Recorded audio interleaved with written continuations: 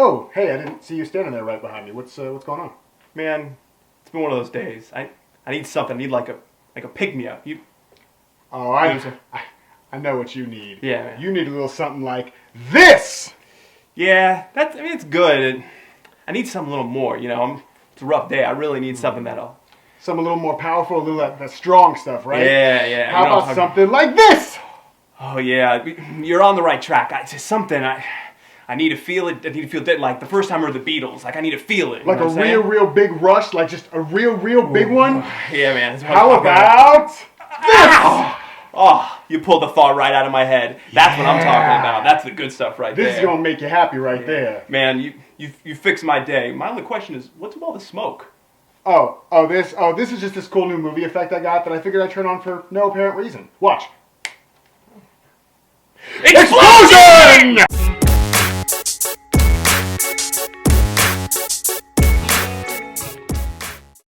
Oh yeah, it's that time again. This is Jason Goldberg and you are watching MEometryTV, the place to be to yearn more, learn more, and earn more from your life and business. Now, do you consider yourself a giver? Whether it's time or money, heart or soul, are you someone who selflessly gives to others? Well, I'm guessing if you're watching this video and you're a follower of Meometry, then you are definitely a giver in some way, shape, or form because us givers like to stick by and feed off of each other. It could be that you maybe volunteer with a local charity, or maybe you mentor young people, or maybe you are that friend, you know who I'm talking about, that people always call on to listen to their issues and help them get through the tough times. You don't do it because you expect something in return.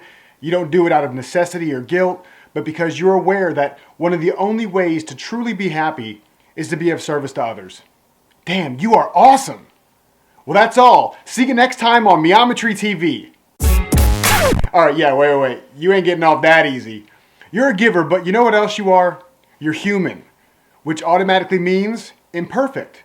So maybe you can't always be Mother Teresa, and that is perfectly okay. So sometimes we get in a giving mood, and that's a great freaking place to be. We just crave doing for others. We feel a need to give or give back and to help someone in need or to open the door for the person that's carrying the baby in the diaper bag and the drink carrier. Oh, happy rainbows and flowery days. Aren't we special? Well, yeah, we are, but what about those other days? And don't act coy, you know exactly the days I'm talking about. When the boss or an angry customer belittles you in front of your coworkers, or that schmuck cuts you off in traffic and makes you miss your exit, or your spouse forgot to pick up the dry cleaning and now you don't have your lucky suit for your big meeting tomorrow. Now quick, go do something nice for someone else. Not so easy, huh? All of a sudden the rainbows and flowers turn into tornadoes and cow dung. The last thing you're thinking about is helping someone else when your day is in free fall mode. But you know what? I've learned from research and personal experience that this is the exact time that you must give to others. A number of scientific studies have shown that when we even think of giving to a charity, we get a high. Giving activates the same part of our brain that's associated with the pleasures of eating and sex. Hello? Who doesn't want more of those feelings more often? But we, of course, want to go beyond thinking about giving and actually give, even when it's the furthest thing from our mind. I think people have this misconception sometimes that giving has to be some grand gesture. Building a house with volunteers or participating in a multi-hour food drive, for example. And those are wonderful and really valuable things to do, but they may not be practical for you to do every single day. So how can we be of service to others, showing genuine love and compassion when we ourselves are in a funk? Knowing that just doing that will help break our slump and build sustainable levels of happiness for ourselves and those around us, here are 3 quick and powerful ways to make it happen. Number 1, embrace technology. No, I don't mean trying to cheer yourself up by looking at Facebook to see how much weight your ex has gained. I'm talking about making someone else's day without even leaving your chair.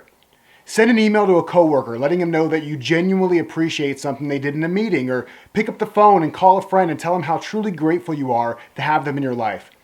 This could take literally 5 minutes or less, but the effects of such giving can carry you and the recipient happily through the rest of the day and instantly change your attitude. Number 2, create a ripple. In my opinion, the best kind of giving is the kind that radiates outward and inspires others. Now, one way to do that is to give in a way that forces others to be a part of the process. Here's a quick story of a time that I did this. For those of you who know me well, you know sometimes I refer to myself as the coffee shop coach because I love working for my neighborhood Starbucks whenever I get the chance. So one day I was doing just that, but for whatever reason, I was in a total poop spiral. I was in a bad mood. I was letting my doubts and my insecurities get the best of me. Happens to all of us, right? But because I know the power of giving, I knew the only way to quickly snap out of it was to give to someone else somehow. I decided I would just buy a $5 Starbucks gift card and then give it to a random stranger. Just the thought of that made me excited and started lifting my spirits. So I went to the counter to purchase it, and I was taken care of by a barista that I feel always seems to be in a bad mood every time I go there. I hope it's not me. I instantly saw a tremendous opportunity. I asked for the gift card, I paid for it, and then I asked him to do me a favor. He reluctantly agreed, typical conflicted emo kid response, and I told him the favor was that he needed to hold on to the gift card and give it randomly to someone, anyone that he wanted, sometime before the end of his shift. For the first time ever, I saw an instant state change within him. He was a little confused at first, then he smiled and told me that it was the coolest thing he had ever seen anyone do. Then I got a super cool treat. I went back to my work, still sitting in the coffee shop, and I got to witness him actually give the gift card to someone an hour or so later. He seemed so happy to be the bearer of the gift, and the person who received it was visibly thrilled. A mere $5 created at least 3 layers of happiness. One for me, the barista, and the woman who got the gift card. Who knows, she may have even done something really nice for someone else later that day based on the experience she had, and so the infinite ripple continues. And last, but certainly not least, number 3, be of service to you. Now this one may seem like a trick, but I assure you it isn't.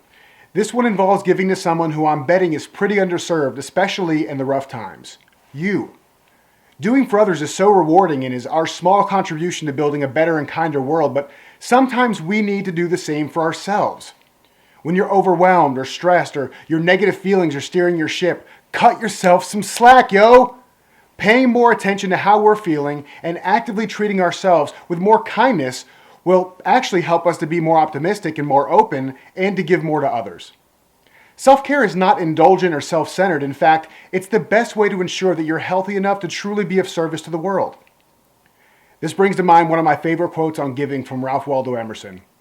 It's one of the beautiful compensations of this life that no one can sincerely try to help another without helping himself.